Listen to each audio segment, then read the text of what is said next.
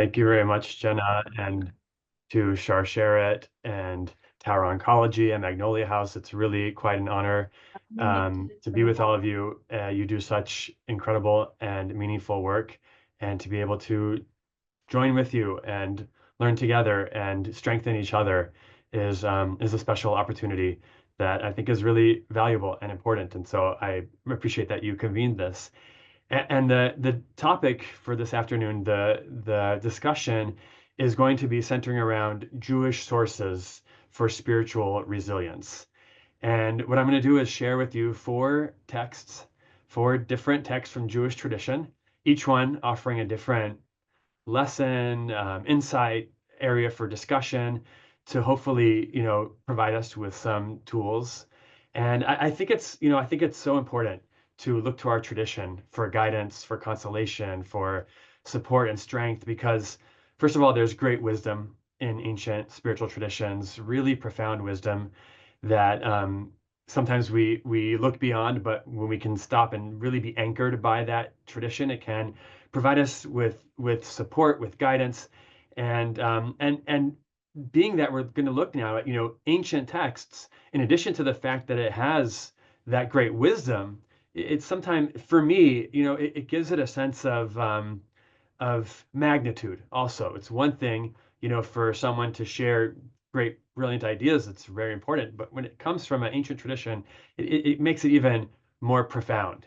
And so I'll share with you some texts that I turn to frequently, as a chaplain, as a rabbi, as just an individual who, deals with the same struggles that we all deal with. And I look to our tradition for support and for some kind of a compass. And I'm going to share with you some of my favorite, and some of what I think are the most profound and meaningful sources. And the first one, and I'll kind of go back and forth between sharing the sources and trying to discuss. And if anyone wants to turn on your camera, that's definitely welcome. No requirement, but love to be able to see you and interact. And if you have comments, please either raise your hand or put in the chat or just unmute yourself. I'm more than would love to, encourage that. The first one I'll share in just a moment. It's just the first issue to me is that we live in a fast-paced world. We live in a society where there's constantly things happening, especially in the news cycle. There's so many things that, there's every day there's a new issue, and in our lives, there's constantly things that take up our attention, and they're all important things. But it's also crucial to sometimes stop and actually experience the things that are happening. One example of a way that Judaism does that is through the laws of mourning. For example, when a loved one dies, we have a process where there's first, aninut, where a person has to just kind of focus on the burial and doesn't do any mitzvot. And then there's the process of, sitting shiva, just stopping and talking about our loved one and reflecting and not going to work or, engaging in everyday things, but just actually stopping. And then a gradual process of gradually moving oneself out of that process. And I always remember, and actually I shared this at Cedars-Sinai, we had a sort of a memorial event a few weeks after the fires that, a lot of people were impacted here, like everywhere. We had 50 employees who lost their homes. And it was still a few weeks later that we had a sort of memorial event where at a staff meeting where we just stopped. And I remembered a story from when I was in college. I remember when Bill Clinton was president, and he had a meeting with the Prime Minister of China in China, and it was a big deal.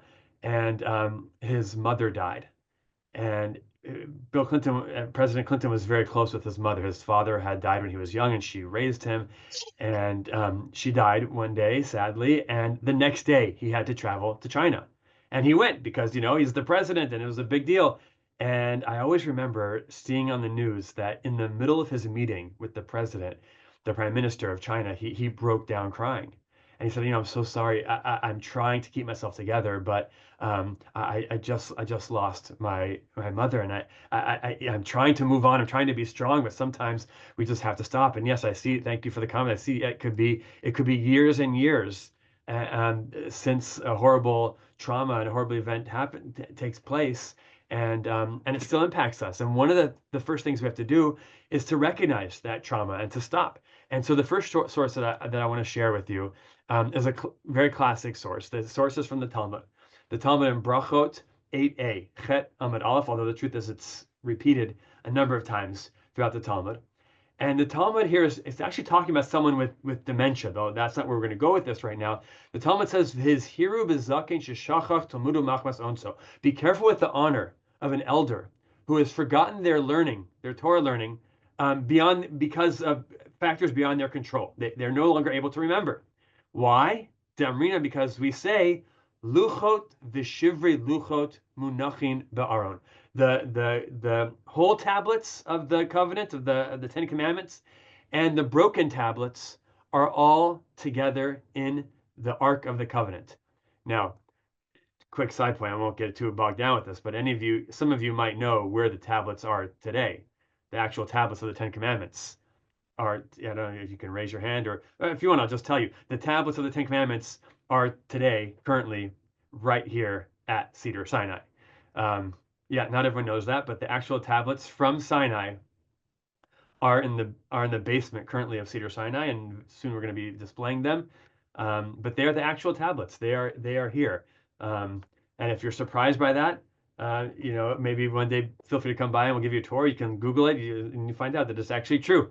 The Ten Commandments that after Charlton Heston was done with them, Cecil B. DeMille donated them to Cedars-Sinai. Yeah. So I don't know if you thought I was talking about the actual Ten Commandments from Moses, but no, the Ten Commandments from the movie are here at Cedars-Sinai. But seriously, the teaching in the Talmud, I think, is so crucial. The Talmud is saying, we know that Moses, when he comes down from the mountain and he sees the Jews worshiping the golden calf, and he throws the tablets down and smashes the tablets, and then he has to ask for forgiveness and takes 40 days, and God forgives the people, and it's Yom Kippur, and we get the new tablets.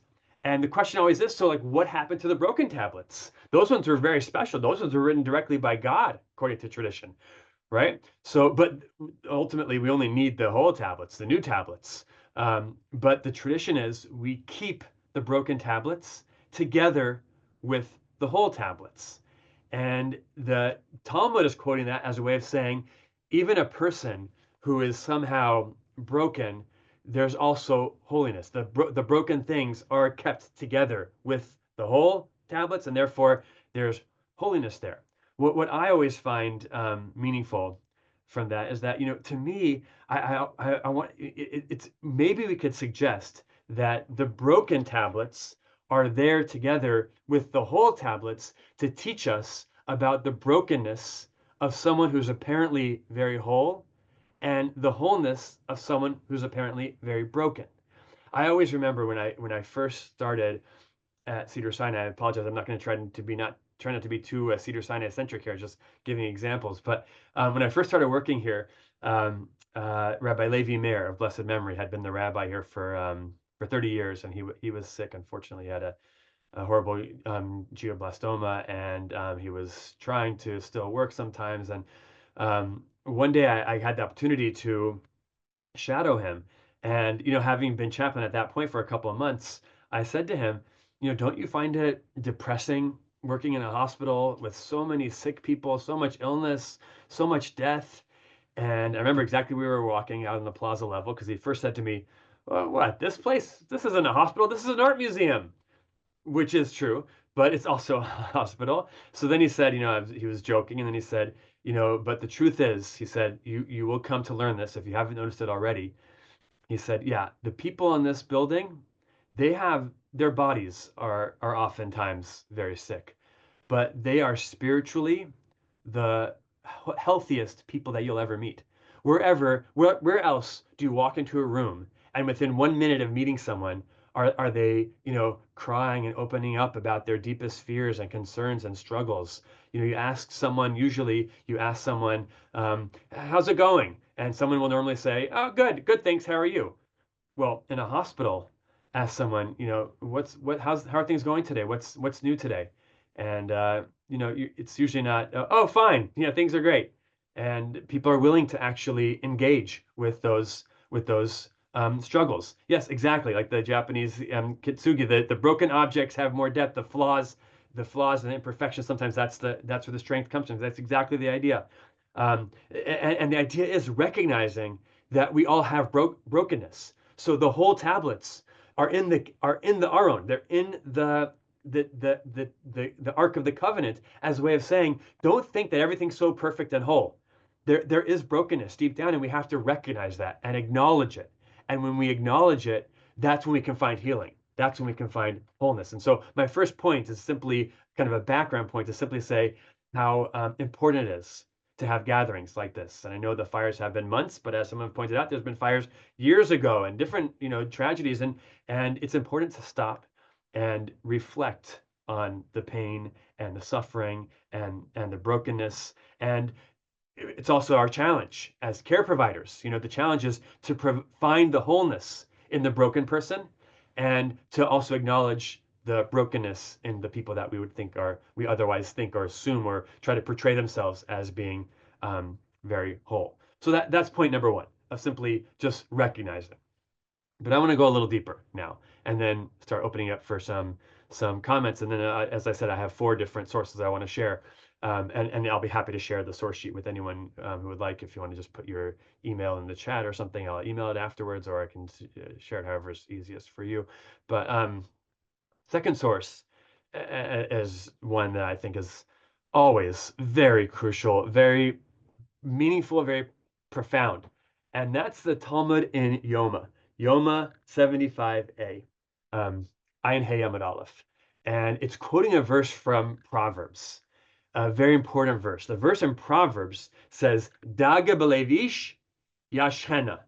If there is concern, really it's translated as care here, but really it's concern. Dagot means concerns, worries. If there's worry in a person's heart, let them quash it. Yashchena means like to crush. So that's the verse from Proverbs, from Mishlei. Daga belevish yashchena. Crush your worries. But Rabbi Rabbi Asi came along and said, well, wait a second. What does this verse mean exactly? Chad Amar Yasichena Midato. What it means when it says Yashchena, it actually means push it out of your mind. Ignore it. Don't let it get you down. Distract yourself. Yasichena Midato. Take it out of your mind. Push it away. V'chad Amar, but another one said, no. Yasichena la'acherim. Yasichena can also come from the root of siach. Siach means to have a conversation, to talk. So one opinion is push it out of your mind. The other opinion is talk to others about it. Find someone to share your concerns with. Talk it out.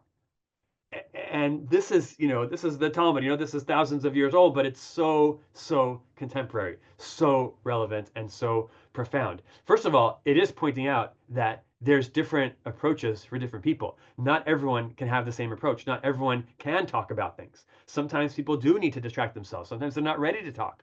Sometimes they've spoken too much, and it's overwhelming, and they need a break.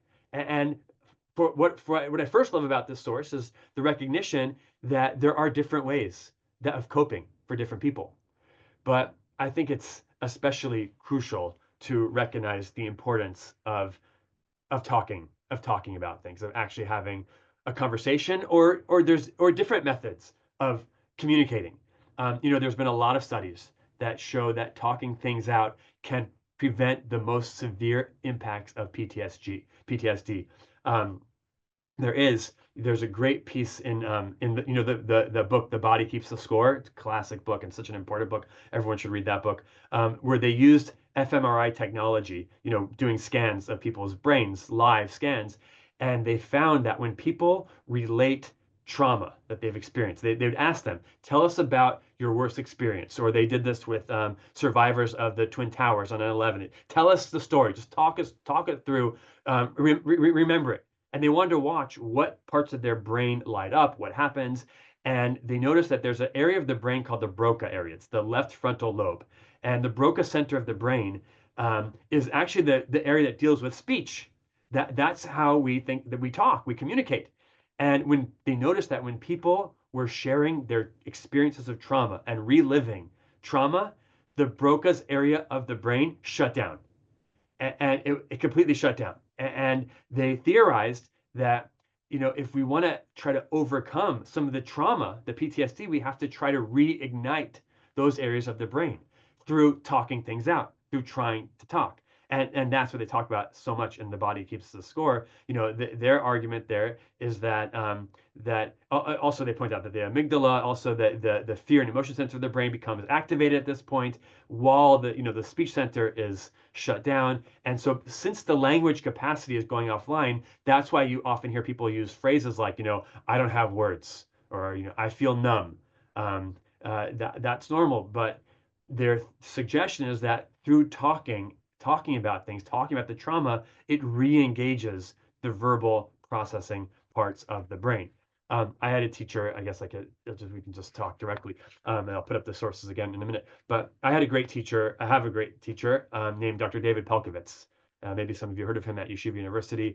He taught us about this issue in a very similar way, but using Israeli research. There's some very profound and meaningful research that came out of Israel a number of years ago. It was actually done with widows and orphans from the Yom Kippur War, which at that time had been one of the bloodiest wars in Israeli history. And they found that after that 1973 war, a lot of studies came out of Israel showing the value of talking, of having someone to talk to. For example, one of the studies found that children who lost their fathers in the war, they asked the different families, what sort of coping mechanisms were used? Did you talk about your loss in your family? And they found that those for whom their mothers openly talked about their sadness and shared their trauma in front of their children, that actually, they didn't bottle up their grief, but they communicated it, that it actually played a crucial role in the children's recovery, and that the children had fewer post-traumatic difficulties as a result of their mothers being more open to talking about the trauma. And so Dr. Pelkovitz, as a result of that, would always encourage us, tell people, don't hide their feelings. Obviously, recognize not everyone's always ready to talk about things, but there is value in sharing emotions. And by the way, not only to be hopeful. You don't have to always be positive. It doesn't have to be. The studies showed it wasn't that they tried to sugarcoat things, but it was about that they were willing to discuss it. There is obviously there could be benefit in sharing things in a reassuring way with children. Obviously, the studies showed that as well, but that it didn't have to always be only positive. The open dialogue taught children by example. These studies showed that it's okay to feel pain. It's okay to talk about it, and then that talking about it in turn helped them to heal. I see this as a chaplain. People oftentimes, especially parents, think that like they don't want to talk about fear and sadness with children. They think it will harm their kids. Sadly, I did my CPE training at Children's Hospital. One of the things they taught us there was that children have a way of sometimes blaming themselves. They think that the world revolves around them. That's natural for a child. But then when we don't talk about things with them, they think like, oh, did I do something wrong? And that can oftentimes, you know, harm even more, cause even more harm. In fact, the Israeli research is actually showing that it protects the children by talking about it, by modeling the emotional processing, and and showing them that it's not taboo, and that's for everyone. That everyone should recognize that it shouldn't be taboo to talk about our struggles and our concerns and our fears and the fact that we're feeling pain. And the other point that came out of these studies that Dr. Pelkovitz would often emphasize is that processing the idea of processing terror and trauma through communication. Also, there was other studies in Israel that showed, this was actually through after the Intifada, that after terror attacks, how would people cope?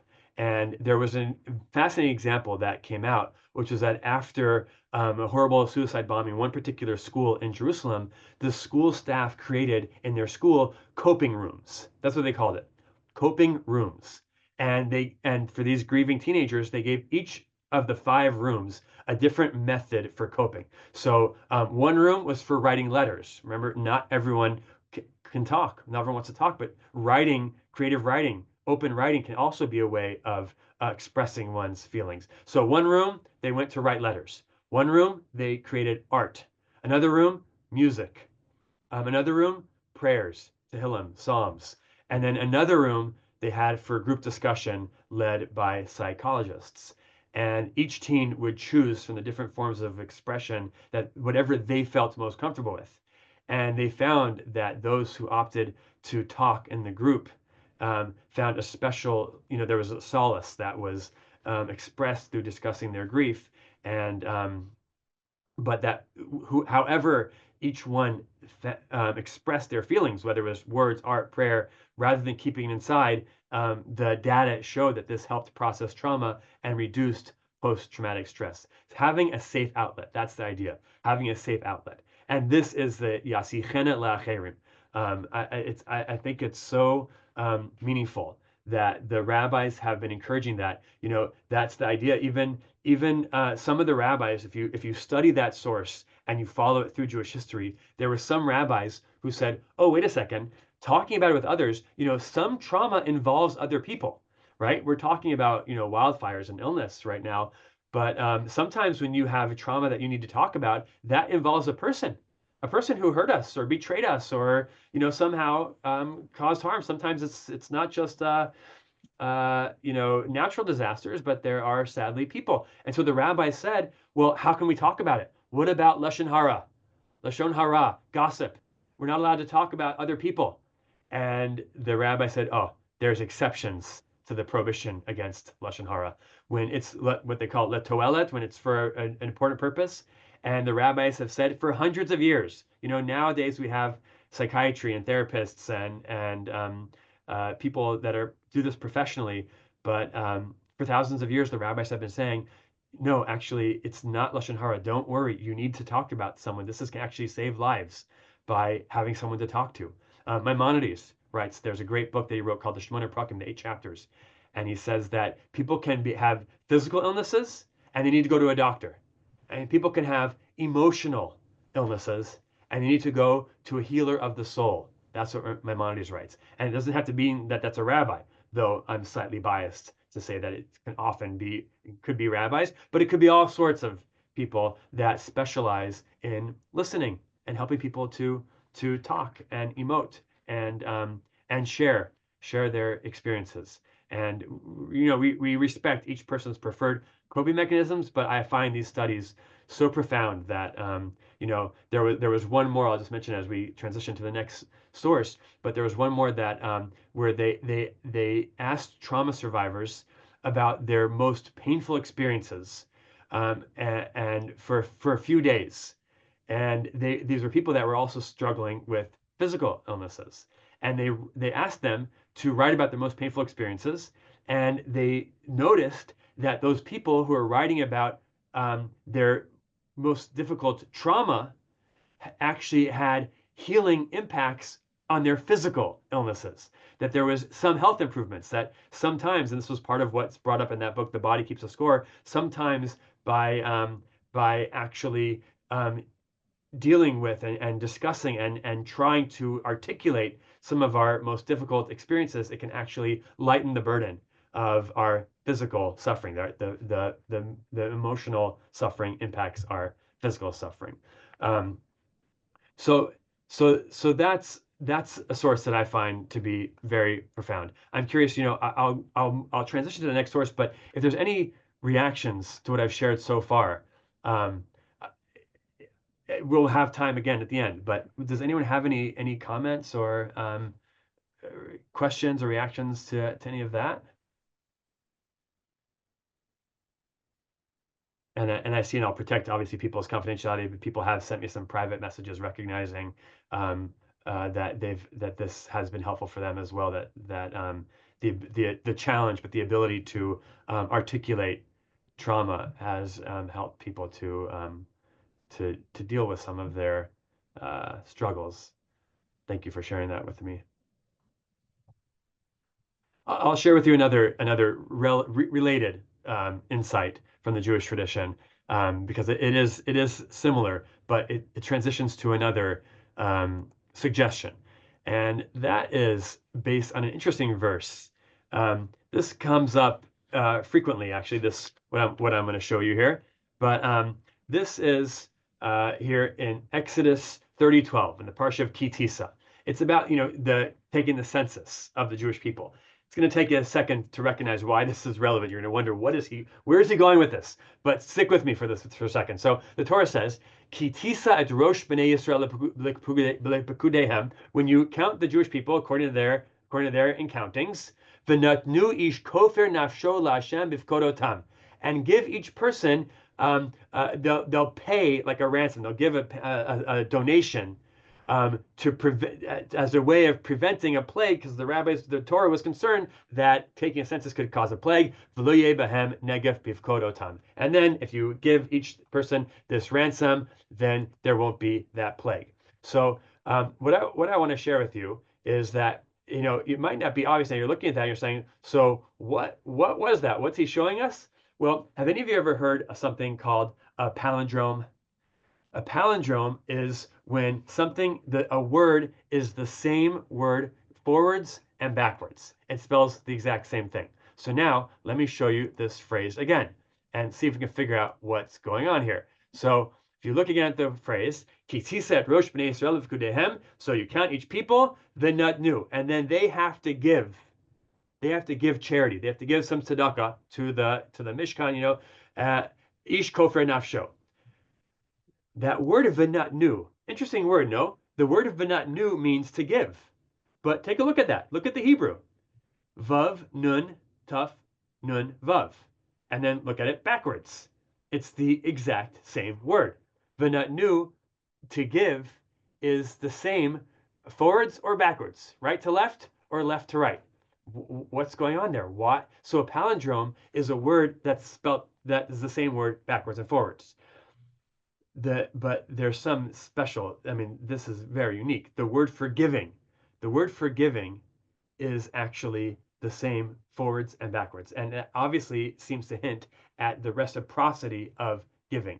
When we give to others, especially in the service of community, of helping people in need, when we give, and I know this is obvious, maybe it's cliche, but when we give, we receive.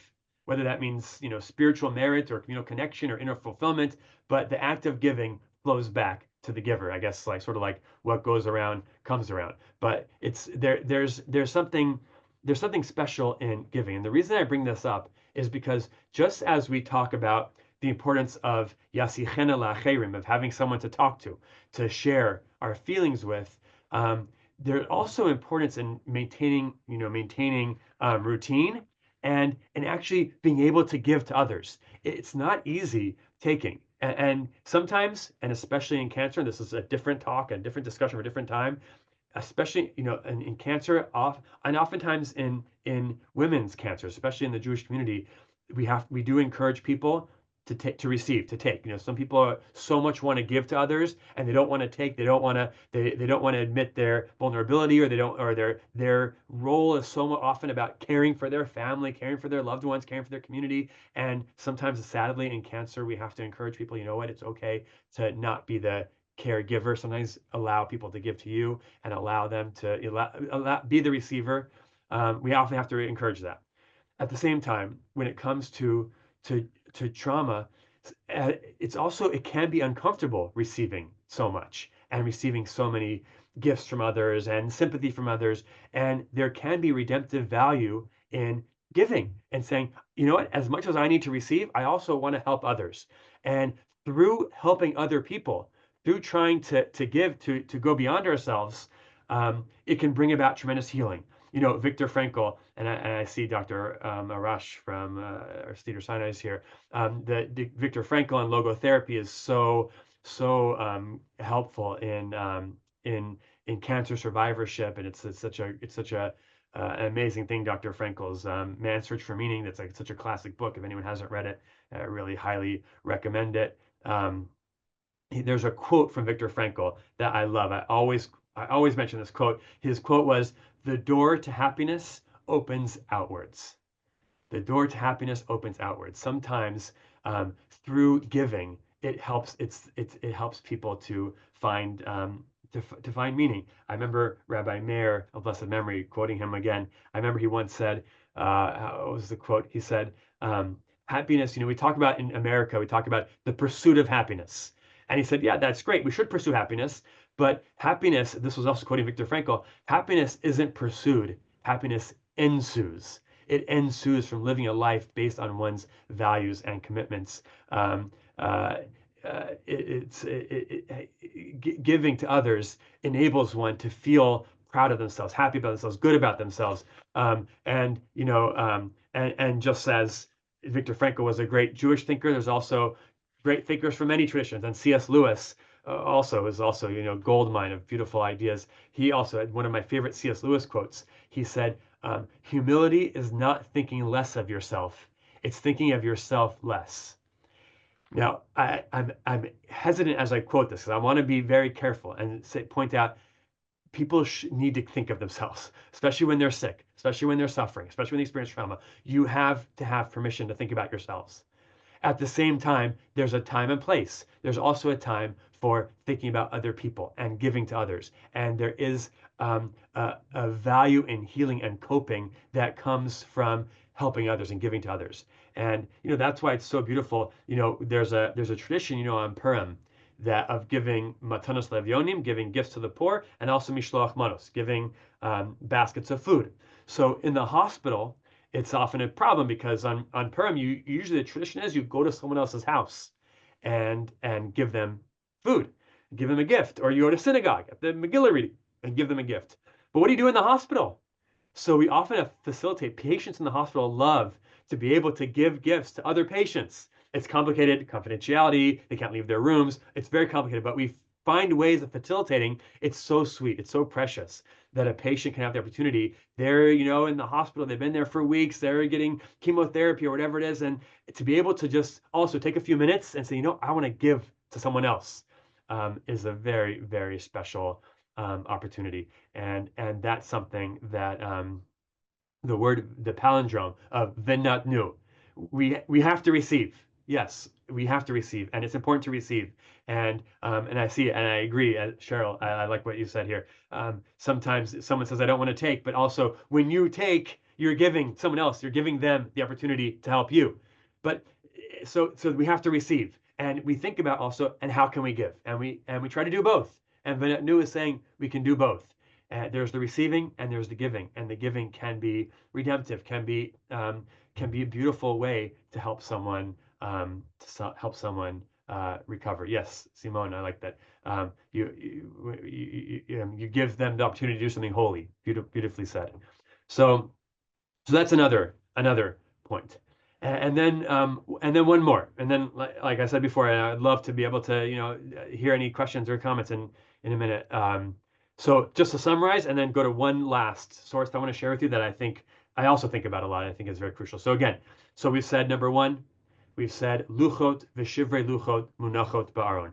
The broken tablets are with the whole tablets. We have to pause and take that time to recognize the brokenness, to feel the brokenness, to recognize that there's always brokenness. Sometimes to be whole, we have to experience our brokenness, and we can only be whole if we are broken and we recognize that we're broken. And the people that sometimes seem so whole are often broken deep down.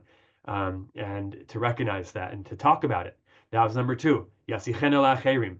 That if the person has a dagot, the person has concerns, the Talmud says, try to talk it out if you can, when you can, where you can. Find a safe space to articulate your feelings and share them, even months or years later, to try to help restart the verbal centers in the brain where so often that trauma is held.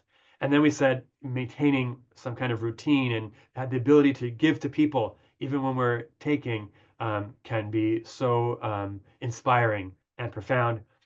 And finally, there's one last source that the truth is it's just a jumping off point to a couple points I want to conclude with before we then have a conversation. But the Talmud in Brachot, this is on Hey Amud Bet 5b, says a rabbinic statement that is like a klal gadol. It's just like a rule throughout Judaism, throughout emotional, spiritual healing. The Talmud says, Ein chavush matir atzmo mi beit ha'asurim. The prisoner can't free themselves from prison. Now, the Talmud there is talking indeed about a person in prison. You're stuck in prison, you don't have the keys, you're not getting out. You need the guard or whatever to let you out, or the judge or the police or whatever to let you out of jail. But in Jewish tradition, since the time of that statement, the rabbis have quoted this statement as saying, like, there's a concept of people being like, have you ever heard of the phrase like nogea b'davar? There's a rabbinic phrase called being nogea b'davar, which means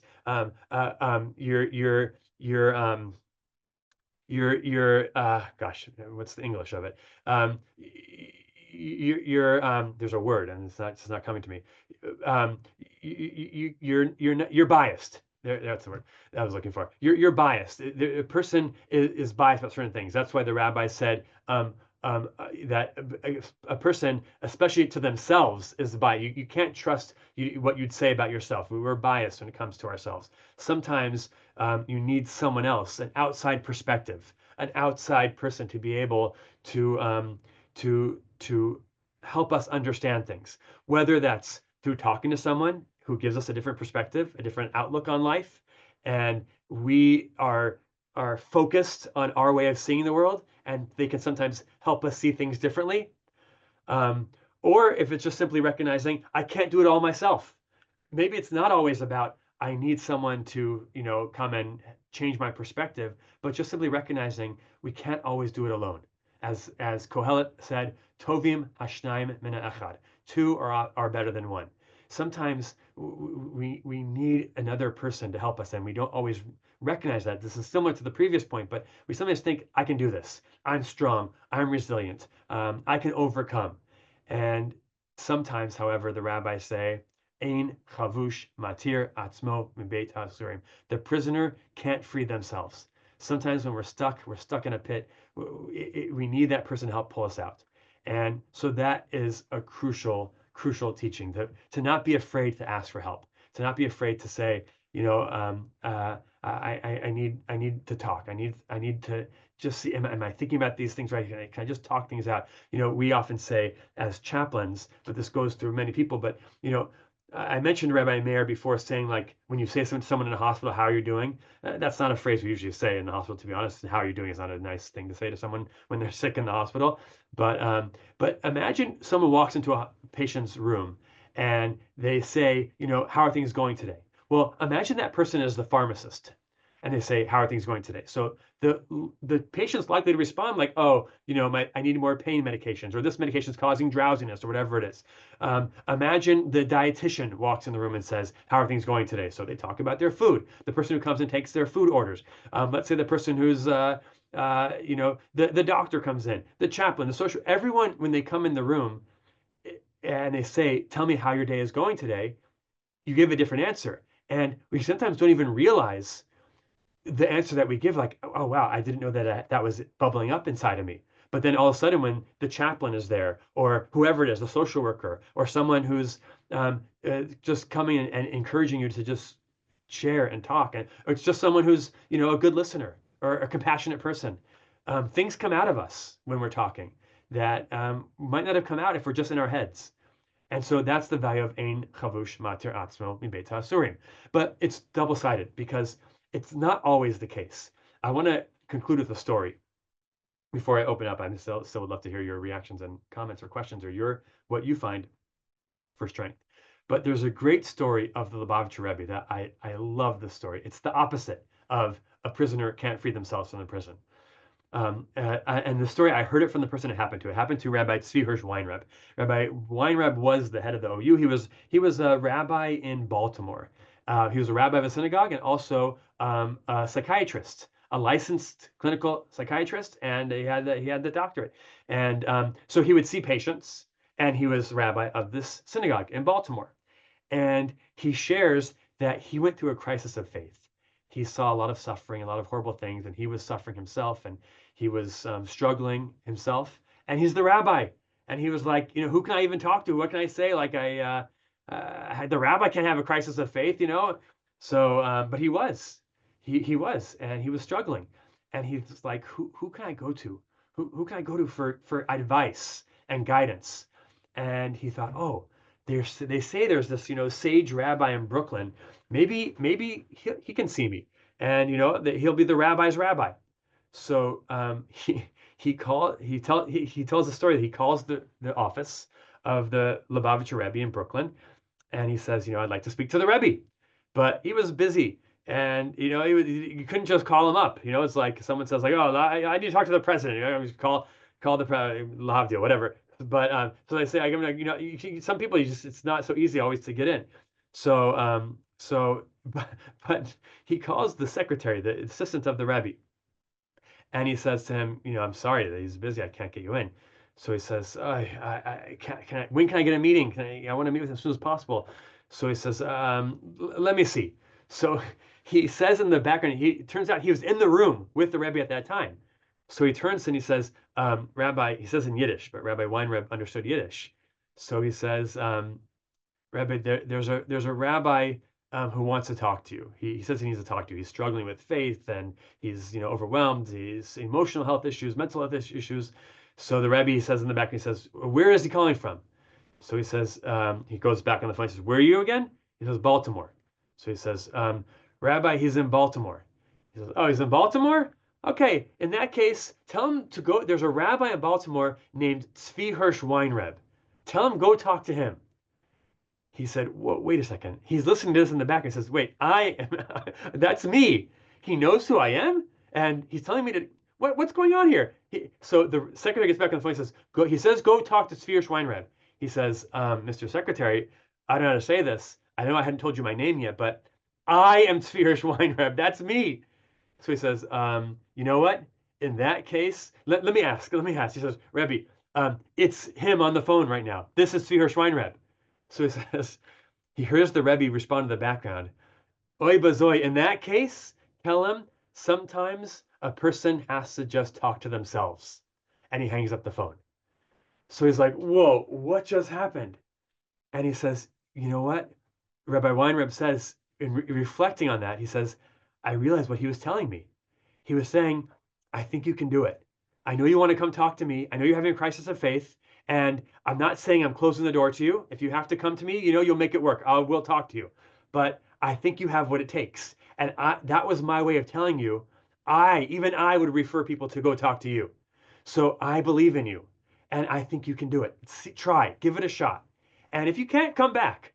But he says that he took that, he said, I took that as a way of saying to myself, I have the tools. I have the power. I have the strength to deal with these issues. I give people advice about this all the time. Let me listen to my own advice for a minute and see if I can do it.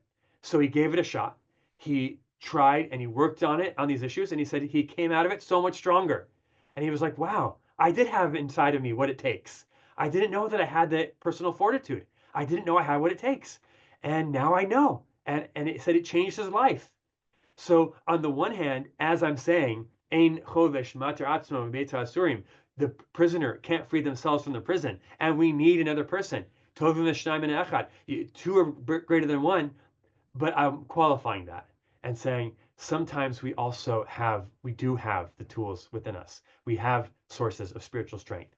And the truth is, a good person, a good listener, when we go to that person who frees us from prison, is not going to just give us advice. They're not going to just tell us what to do. They're going to say, tell me more about yourself. Tell me, I always remember, and this is not to praise myself, I'm an amateur, but just a story. I remember I once met a person, I got a call, this is a very common call as a chaplain, and the patient was just diagnosed with a horrible illness, and they're in shock, they're in trauma, and can they talk to you?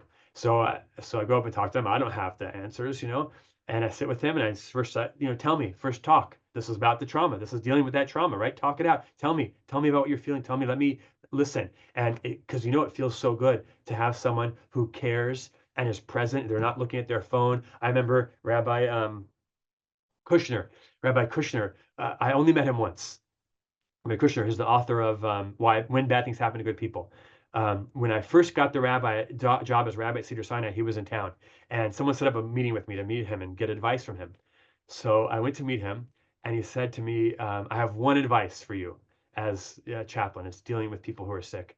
He said, don't wear your watch in the patient's rooms. So I said, tell me more about it. He said, what I mean is don't have any distractions. If you have a watch, you might be tempted after a long visit to just quickly glance at your watch. You take a quick glance, oh, what time is it? And they will notice. They will notice and say, oh, you're not with me. This person's not with me. They're in a rush. They need to go somewhere else. They need to be somewhere else. I'm not their priority right now. And they feel it. And even though you didn't say anything, they start shutting down.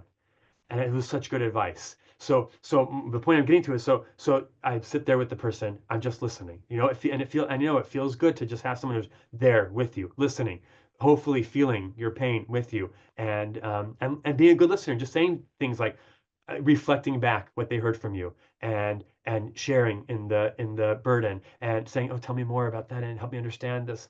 And at one point I said to this individual, I just always remember this visit.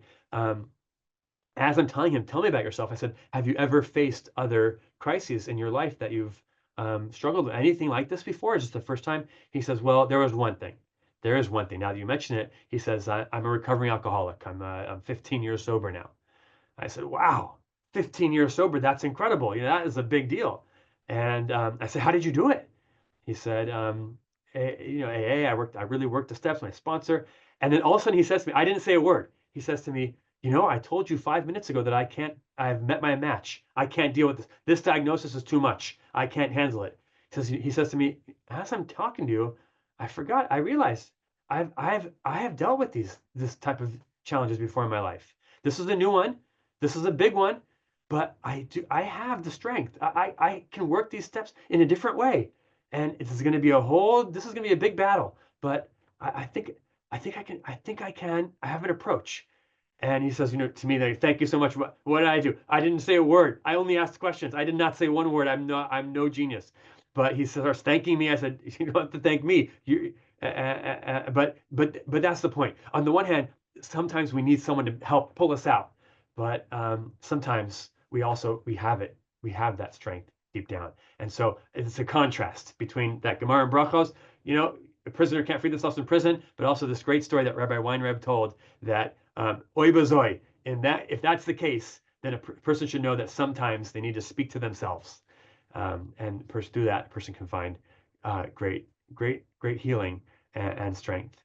And so I want to open it up to hear your thoughts. I also want to bless all of us, that we should all be able to find, our own sources of strength and resilience. And we should recognize that there's no shame in admitting that we're broken, that there's brokenness, and that's essential to stop and recognize the brokenness and to give to others, but also to receive. And thank you so much for being here to create this time together.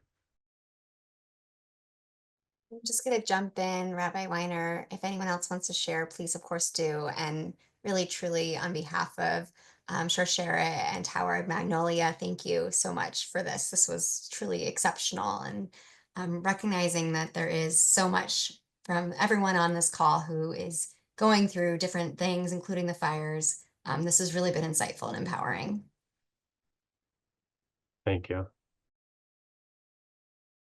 Anyone else wants to unmute and share? Well, I'd just like to say thank you so much. It has made my day wonderful, and I've learned so much from you. So thank you so much. Oh, good. Thank you, Cheryl.